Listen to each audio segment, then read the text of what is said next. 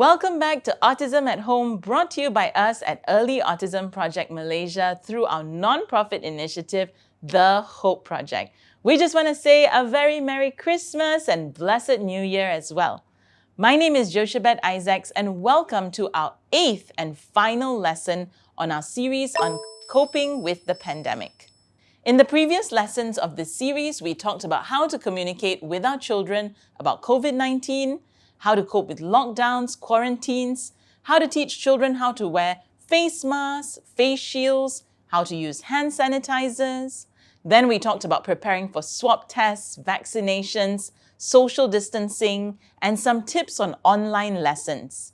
Now in this lesson, we will be talking about support for parents. So far, in all of our previous lessons, we've provided guidelines and tips on how to teach some skills that are important during this pandemic. These guidelines have been simplified to help ease your child's learning and to ease your journey in teaching them these skills. However, with the pandemic, all of us are affected by the shift in our normal routine. This shift now includes working from home, caring for your child as daycare centers are closed, supporting them in online school lessons, managing house chores, and the list goes on. For all of us to different degrees, stress and anxiety have caught up with us.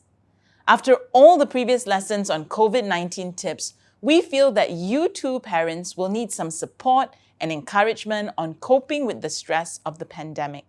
The first area is acknowledgement. There is a fine line between being extremely pessimistic, hopeful, being overly optimistic, or being in denial. The reality is that this is a global pandemic and it is extremely stressful, whether it is managing your workload as well as your children being at home or the constant monitoring of COVID-19 numbers and in general the negative and sometimes painful news we hear every single day. So step 1, let's be real, let's accept it, this is a crisis situation. Next, let's look into strategies that can help you get through this season as a family. And one area would be trying to keep structure. Nothing rigid, but just in general, keeping to some daily, regular routines, keeping the similar times of sleeping and waking up as well. Another area would be setting the home up to be successful. This is really difficult for many families who live in small apartments here in Kuala Lumpur, and having to share workspaces, internet can be very frustrating after a while.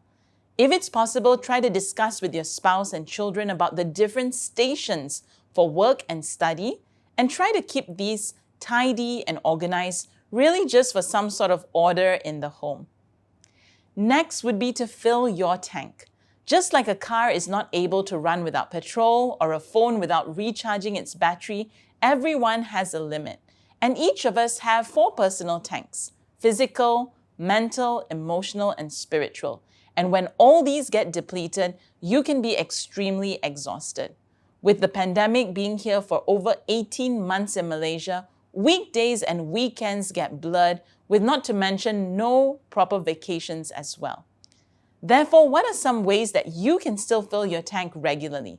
Just to get some downtime on a daily basis, even if it's just some time for yourself to have a proper bath, exercise, listen to something relaxing, watch a funny movie, pray, journal, just something that will fill your tank.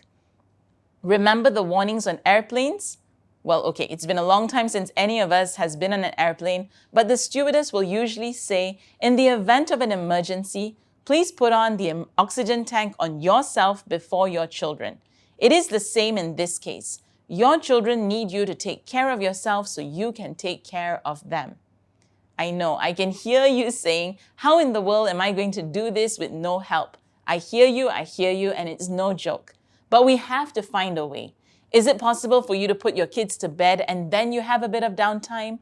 Or when they're having screen time, you catch a bit of respite? Or you and your spouse take turns to watch the kids so the other can have a couple of hours to themselves? I believe there is some way, because it's just not sustainable without some regular strategies of filling your tank. And last but certainly not least, having time for your marriage. Again, just like with the previous point, it may seem virtually impossible, but just trying to schedule a bit of a date night, even if it is just an hour or 2 after the kids are in bed and you just order food in and enjoy a conversation or movie. Try to keep proactively strengthening your relationship so the stress of this season doesn't deplete you and your marriage.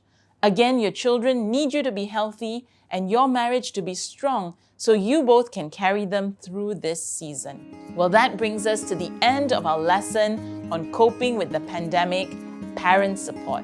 We truly hope all the lessons in this series, from communication about COVID-19, coping with lockdowns and quarantines, wearing face masks, face shields, using hand sanitizers, preparing for swab tests and vaccinations, social distancing, online lessons, as well as support for parents have been helpful to you and your child, and even to your whole family. Thank you for watching. Do stay safe and be filled with hope and courage. The human race has gone through multiple global crises, and by the grace of God, we will get through this as well. Autism at Home is brought to you by the Hope Project, which is the non-profit arm of Early Autism Project Malaysia. All the content development, our clinical expertise and time is completely borne by EAP Malaysia, and the production of these videos so far are funded solely through donations and fundraising. If you find these resources helpful and would like to contribute in some way, please do pledge a donation at autismmalaysia.com/The Hope Project. On behalf of all of us at EAP, we wish you a very blessed Christmas and a blessed New Year. Take care, and we will see you soon.